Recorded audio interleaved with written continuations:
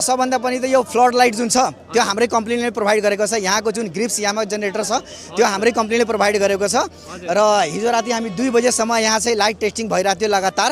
So all thing is सब राम्रो छ र फ्लड लाइटमा फर्स्टचोटि नेपालमा हुँदैछ। यो हाम्रो लागि पनि गर्वको कुरा हो किनकि हामी चाहिँ अरूको म्याचहरू चाहिँ जसरी यहाँ नेपालले त आइपिएल हेर्छ बढी, सो फ्लड लाइटमा हेर्दै थियो, छुट्टै उत्साह हुन्छ र यसपालि अब हामी चाहिँ हेर्न गइरहेछौँ र हाम्रो नेपाल चाहिँ खेल्न गइरहेछ फ्लड लाइट्सको बेलामा। सो यो एउटा मतलब मजाको एक्सपिरियन्स हुनेवाला छ। यो म चाहिँ लाइक यो चोटि चाहिँ एकदमै राम्रो गर्नुभयो, अघिल्लो चोटिभन्दा एकदम इम्प्रुभ भएको छ हाम्रो स्टेडियमहरू।